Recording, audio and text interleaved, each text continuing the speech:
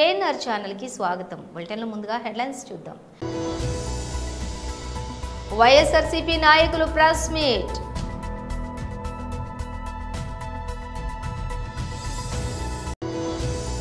BJP రాష్ట్ర అధికార ప్రతినిధి శ్రీమతి రాణి రుద్రమ మరియు ఇతరులు మీడియాను ఉద్దేశించి మాట్లాడారు. బార్ అండ్ రెస్టారెంట్ నిర్వహణకు అత్యంత పారదర్శకంగా లాటరీ ప్రక్రియ నిర్వహించడం జరిగింది. క్రియాశీలక సభ్యత్వ కిట్ల పంపిణీలో సేవలు అందించిన వాలంటీర్లతో సమావేశంలో శ్రీ పవన్ కళ్యాణ్.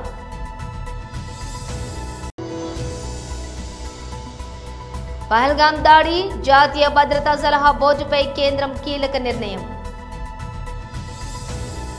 మత్స్యకారుల సంక్షేమానికి కూటమి ప్రభుత్వం కట్టుబడి ఉందని తెదేపా రాష్ట్ర అధ్యక్షుడు ఎమ్మెల్యే పల్లా శ్రీనివాసరావు అన్నారు. మత్స్యకారుల సేవలో పథకం కింద విశాఖ జిల్లా గాజువాక నియోజకవర్గంలోని మత్స్యకారులకు ఆర్థిక సాయం అందించే కార్యక్రమాన్ని ఇక్కడి దిబ్బపాలెం పునరావాస కాలనీల్లోని ఏర్పాటు చేశారు. ఆయా గ్రామాల్లో 530 మంది మత్స్యకార కుటుంబాలకు మొత్తం 1,06,00,000 ఆర్థిక సాయం చెక్కులను పంపిణీ చేశారు. ఈ సందర్భంగా పల్లా మాట్లాడుతూ మత్స్యకారులు సముద్రంలో వేట విరామ సమయంలో ఎదుర్కొంటున్నటువంటి ఆర్థిక ఇబ్బందులను తగ్గించేందుకు సీఎం చంద్రబాబు నాయుడు, ఉప ముఖ్యమంత్రి పవన్ కళ్యాణ్ చేపట్టిన మత్స్యకారుల సేవలో పథకం ద్వారా ప్రభుత్వం నిబంధనల ప్రకారం ప్రతి మత్స్యకార కుటుంబానికి 20,000 సాయం అందిస్తోందన్నారు. కార్యక్రమంలోని నాయకులు చోడిపిల్లి ముసలయ్య, కొవ్వరి హరికృష్ణ, సింహాద్రి ఫిషరీస్ డిపార్ట్మెంట్ అధికారులు లక్ష్మయ్య, రాజు, పేర్ల ఆది తదితరులు పాల్గొన్నారు. ఈ చట్టంలోని అంశాలపై గ్రామాలలో విస్తృతంగా చర్చిస్తూ తోటి రైతులకు అవగాహన కల్పించాలని పిలుపునిచ్చారు. వాళ్ళని కూడా సాదరంగా ఆహ్వానిస్తున్నాము.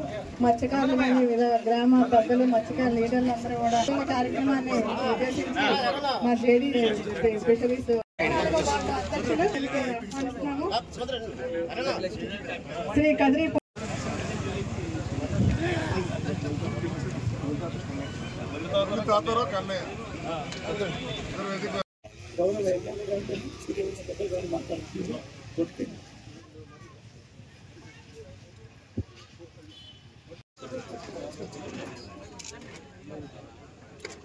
ఈ కార్యక్రమం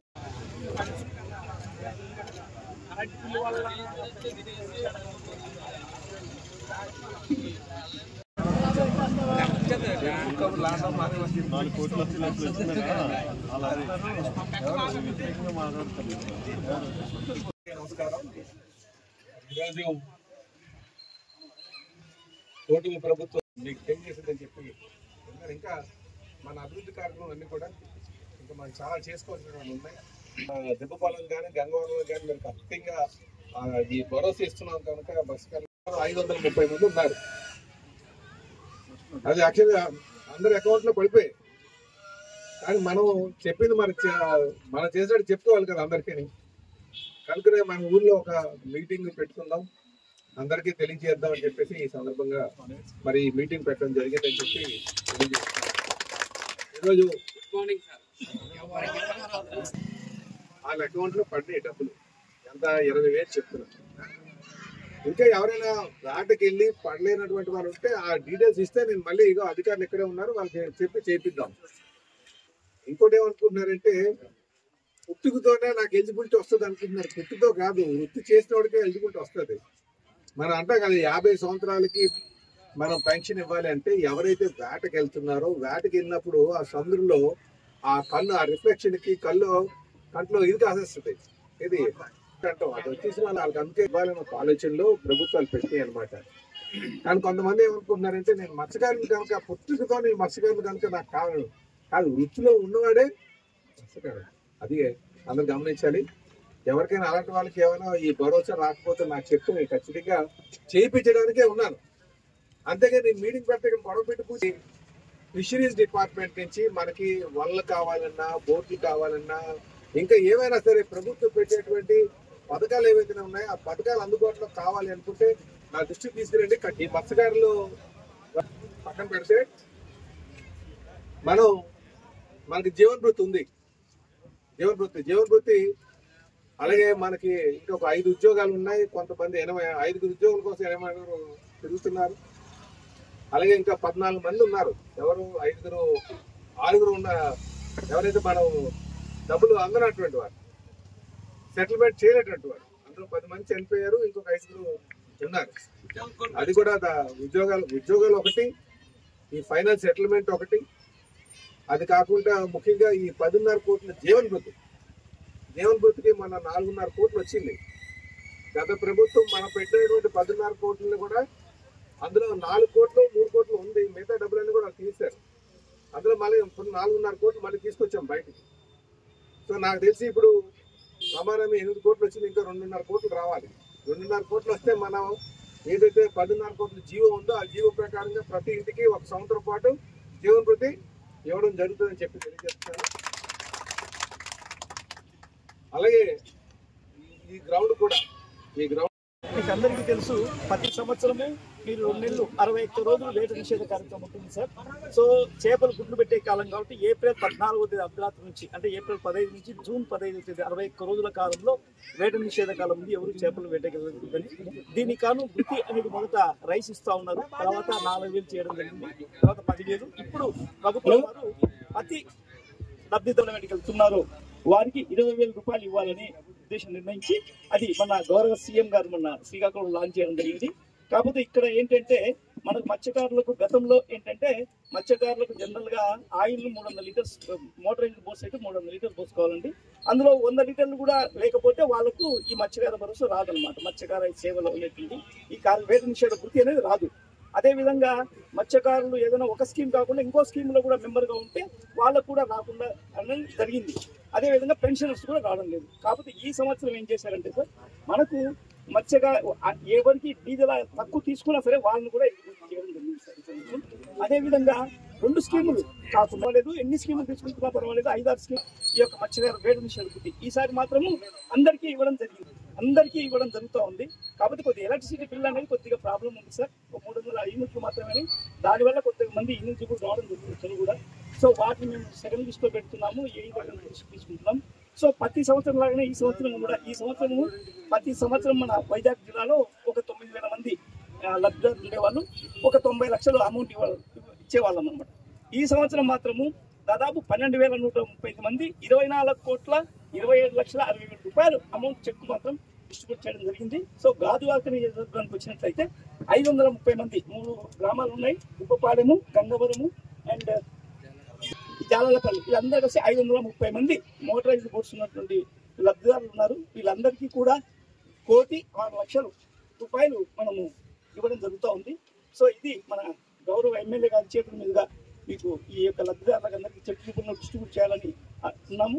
కాబట్టి మత్స్యకార ఈ యొక్క పథకం పేరు ఇప్పుడు మత్స్యకార సేవలో, గతంలో వేట నిషేధ వృత్తి, ఈ సంవత్సరం మత్స్యకార సేవలో అనే ప్రోగ్రాం. కాబట్టి ఈ ప్రోగ్రాంకి మత్స్యకారులందరికీ కూడా లబ్ధిదారులకు వాళ్ళ అకౌంట్ కూడా డబ్బులు ఉన్నాయి.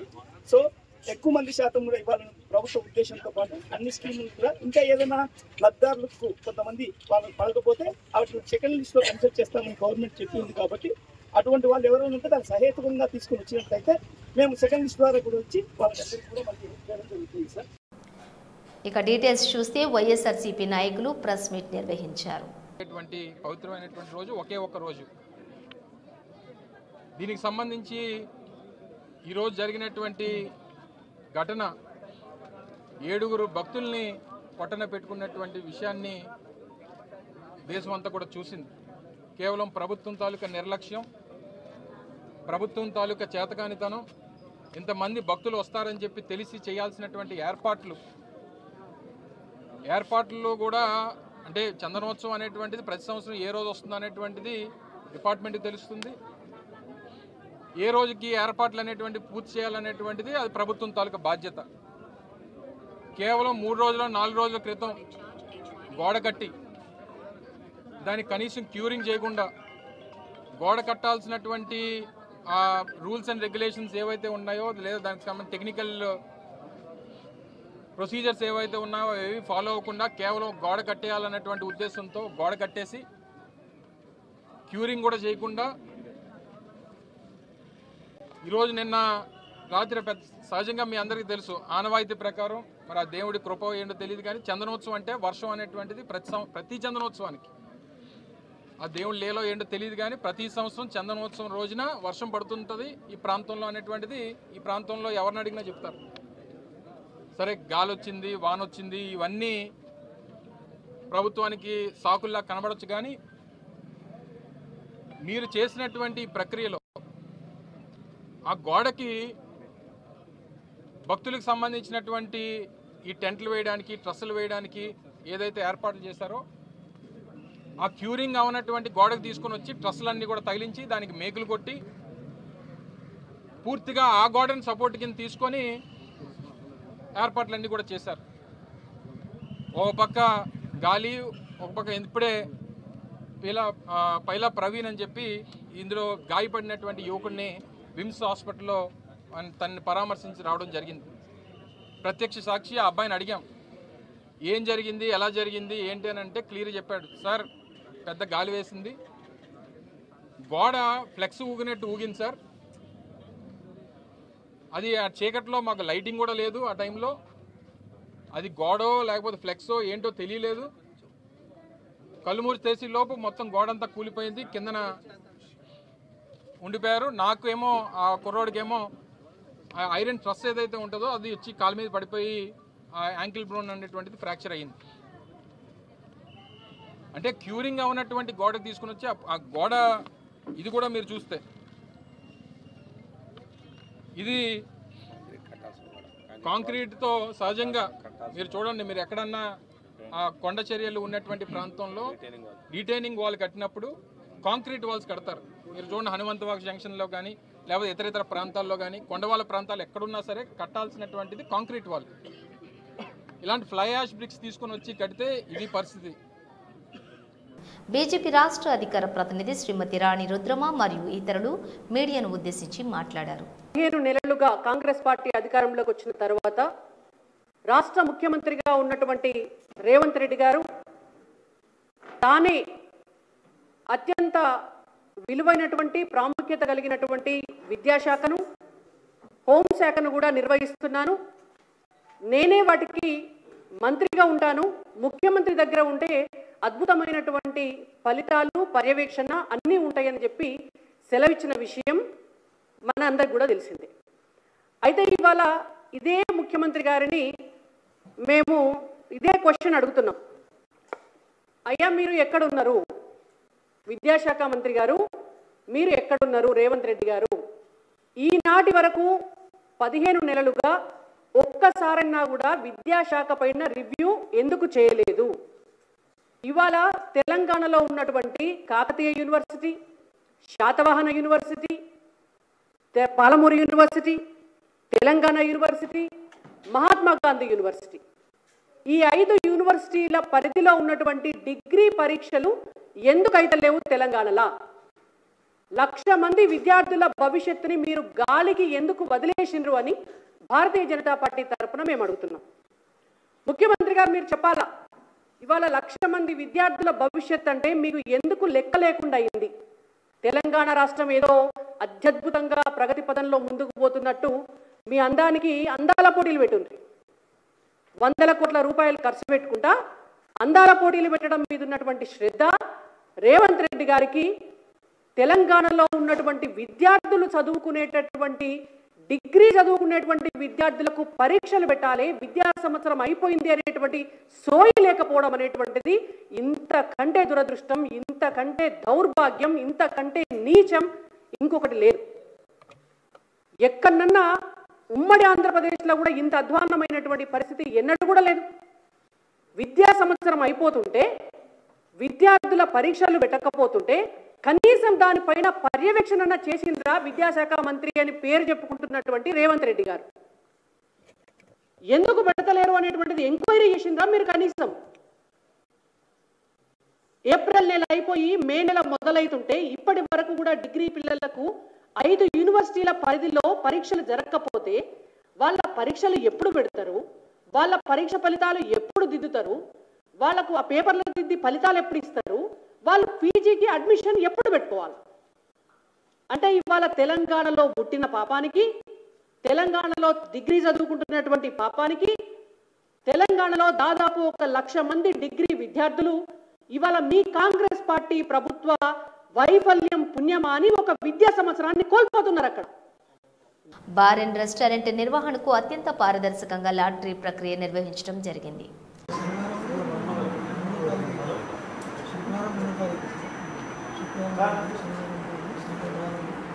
దాంట్లో ఎంపీ బస్ చేయడం జరుగుతుంది. Number 2 P Naresh, number 3 B Vijay Kumar,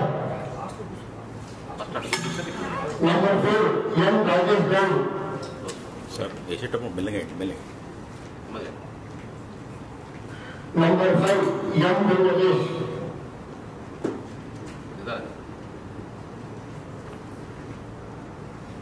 number 6 G Prabhakar Goud, number 7 K Krishnarao,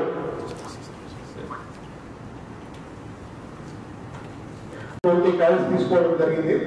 అందులో ఒక మన చిన్న డిఫరెన్స్ ఒకటే ఉందంటే 6 తర్వాత 9 ఈ 2 కాయిన్స్ చూడడానికి ఒకేలాగా ఉంటాయి. కాయిన్ నెంబర్ 6 ఏంటంటే మీకు సేమ్ నేను వీడియో చూపిస్తాను.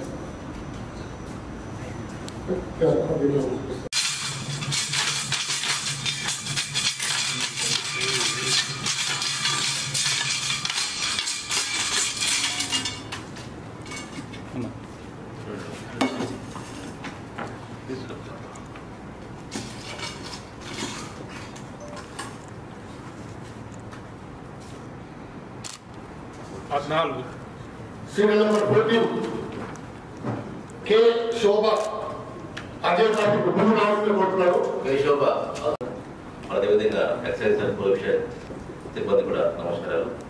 ఇది మనకు వచ్చిన రిప్ల ప్రకారం ఒకే ఒక టీ పంప్ ఉన్న బార్కు, మెదక్ టౌన్ ఉన్న బార్కు మనం అప్లికేషన్ దాఖలు చేశాము.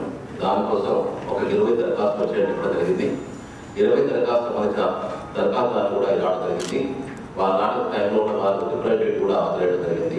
దానికి సంబంధించిన ఒక్కొక్క క్యాండిడేట్ సంబంధించింది ఒక టోకెన్ ఇవ్వడం జరుగుతుంది. ఆ టోకెన్ నెంబరు ఆ వ్యక్తికి సంబంధించిగా భావిస్తుంది. మనం రాలా కింద అంటే దాంట్లో ప్రభుత్వ నిబంధనల మేరకు అన్ని కాయిన్స్ దాంట్లో వేసిన తర్వాత ఏదైతే లాట్లో పికప్ అవుతుందో పైకి తీయబడుతుందో అది సెలెక్ట్ అయ్యాడు. క్రియాశీలక సభ్యత్వ కిట్ల పంపిణీలో సేవలు అందించిన వాలంటీర్లతో సమావేశంలో శ్రీ పవన్ కళ్యాణ్ పాల్గొన్నారు.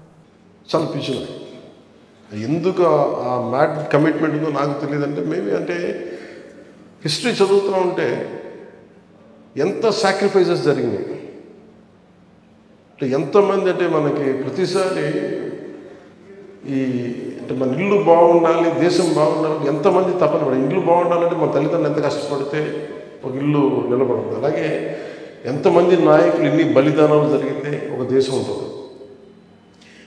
సో ఎంతసేపు గిల్ట్ ఏముండేదంటే ఎంతసేపు మనం తీసుకోవడం అలవాటు అయిపోయింది కానీ తిరిగి ఇవ్వడం అలవాట్లేదు అనేది అనిపించింది చిన్నప్పటి నుంచి. మేబీ ఆ తపన సినిమాల్లో ఒక మంచి స్థితి ఉన్నా కానీ ఎందుకు అంత తృప్తిని ఇవ్వలేదంటే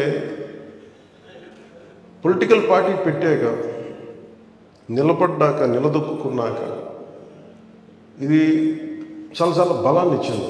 మీరే కనుక లేకపోతే అంటే ఇంతమంది అంటే what is a political party, it is not about money. అది ఒక డబ్బుకి సంబంధం లేదు, లేదంటే ఎక్కువ పాపులారిటీ ఉంటే సంబంధం లేదు. ఇది ఒక గుంపు, ఒక బలమైన వర్గం, సమూహం అండ్ కామన్ ఐడియాలజీ మీద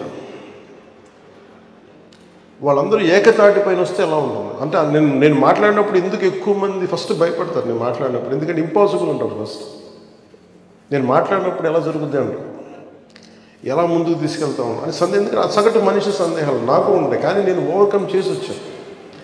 మనం ఒక్కళ్ళని అడిగేసి ఎంతమంది వచ్చారు ఈ రోజున మీ అందరిని చూస్తే నాకు మనస్ఫూర్తిగా బ్యూటీషియన్ పని చేసుకుంటే అసలు మీకు రాజకీయాలకు సంబంధం ఏంటంటే ఉంటుంది, కానీ మీరు వచ్చారు కదా బలంగా. ఒక హౌస్ వైఫ్ ఉన్నారు ఇక్కడ, అలాగే ఉద్యోగం రాకపోయినా నేను ఏదైనా కాంట్రిబ్యూట్ చేయడానికి ఉన్నారు, మీరున్నారు. ఇట్లా ఒక్కొక్కళ్ళ దగ్గర ఒక్కొక్క స్టోరీ ఉంటుంది. ఈ రూమ్లో ఉన్న దాదాపు 100 మంది ఒక్కొక్కళ్ళ దగ్గర ఒక కథ ఉంటుంది. వాయా నేను ఎందుకు చేస్తున్నాను ఈ పని, నేను ఎందుకు ఇక్కడ ఉన్నానని. నా కోరిక ఏంటంటే ఈ ఇన్సూరెన్స్ అమౌంట్ పెంచాలని కోరుకుంటున్నాను. అది ఎలా జరుగుతుందంటే నాకు చాలా ఇన్సూరెన్స్ కంపెనీస్ చాలా మాట్లాడాలి. సో అందుకని మన ఈ ప్రేరణే మొన్న జాతీయ ఉపాధి హామీ పథకం కింద అక్కడ పనిచేసే శ్రామికులందరికీ వాళ్ళు ప్రీమియం కూడా పే చేయకుండా ముందు డైరెక్ట్ ఒక 2 లక్షలు ఇచ్చేస్తాం ఫస్ట్. అది దాని ప్రేరణ మళ్ళించే కలిగింది, మన జనసేన పార్టీ నుంచే కలిగింది. నేను ఎందుకు ఈరోజు ప్రత్యేకించి మీరు గత కొద్ది రోజులుగా మీరు పడుతున్న శ్రమ ఇవన్నీ మన సెక్రటేరియట్ టీం అందరిని చెప్పినప్పుడు ప్రత్యేకించి నేను మనస్ఫూర్తిగా నా హృదయపూర్వక నా గుండె లోపల నుంచి మీకు థ్యాంక్స్ చెప్పాలనుకున్నాను. ఇంకా అంటే నాకు దాదాపు 13 లక్షల మంది 15 లక్షల మంది మనకున్నారు మన క్రియాశీలక కార్యకర్తలు. అంటే ఒక్కొక్క క్రియాశీలక కార్యకర్త అంటే మొన్న మధుసూదన్ చంద్ర ఈజ్ అన్ యాక్టివ్ క్రియాశీలక కార్యకర్త. బులెటిన్ ముగించే ముందు హెడ్లైన్స్ మరోసారి. వైఎస్ఆర్సీపీ నాయకులు ప్రెస్ మీట్.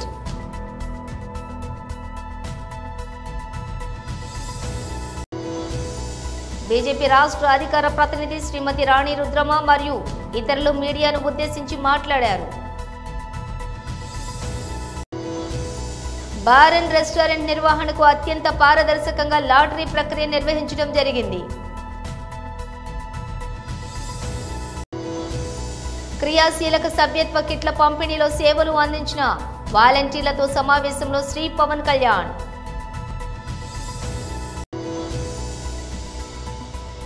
పహల్గాం దాడి, జాతీయ భద్రతా సలహా బోర్డుపై కేంద్రం కీలక నిర్ణయం. ఇవి బులెటిన్ విశేషాలు. మరో బులెటిన్తో మళ్ళీ కలుద్దాం.